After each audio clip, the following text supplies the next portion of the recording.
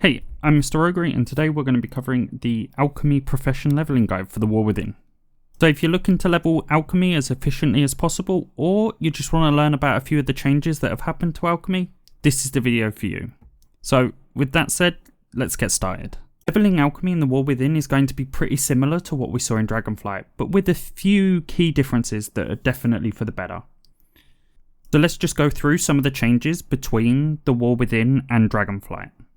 One of the changes in the War Within is how you experiment. You're no longer going to be experimenting on vials or potions.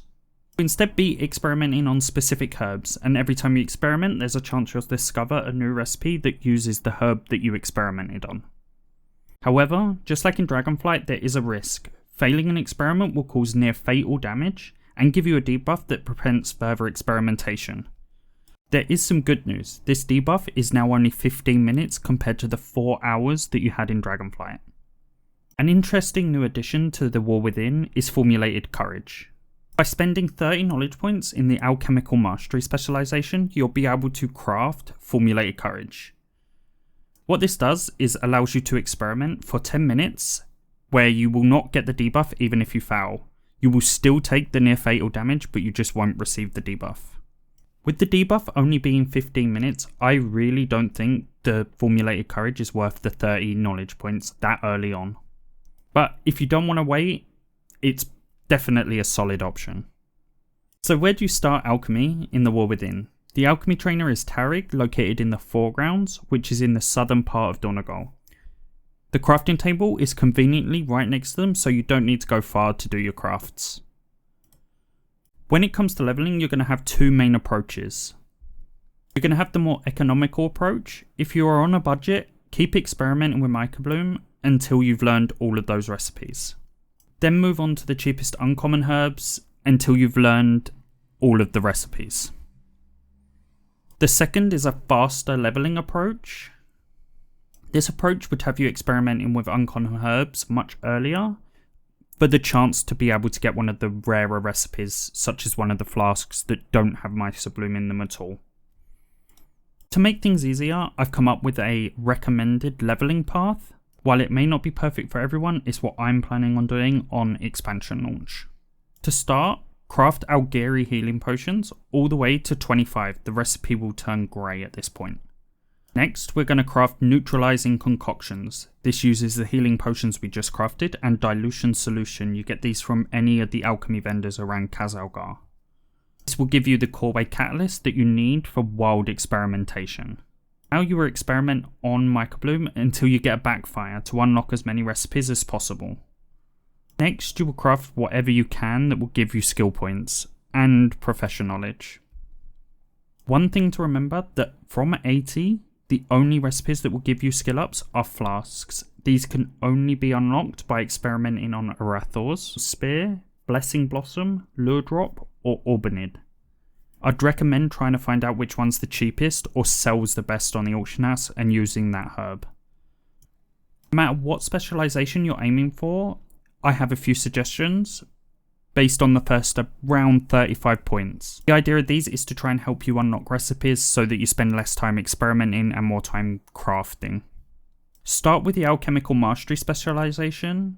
The center wheel will increase your skill for all alchemy recipes, but put 5 points into this and it will unlock a sub-specialization. Put your next 20 points into the Microbloom Lore sub-specialization. This reduces your failure rate when experimenting with Microbloom. Your final 10 points, I would recommend putting into the Alchemical Mastery to unlock a second sub-specialization.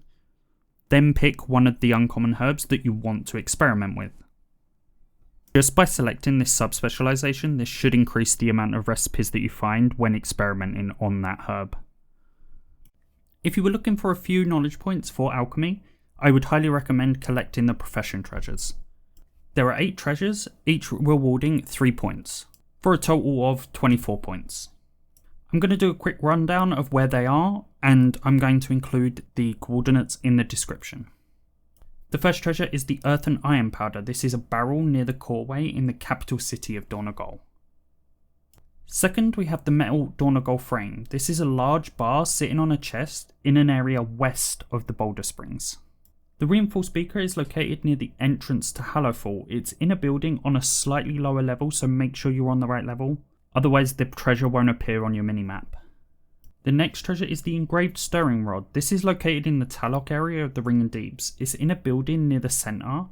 Be careful, there may be mobs near that you will have to kill before you can actually loot this treasure.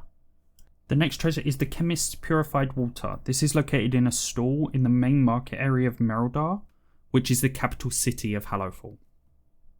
The Sanctified Mortar and Pestle is located under the stairs in one of the buildings of central Merodar. The entrance to the building is just north of where you picked up the Chemist's Purified water.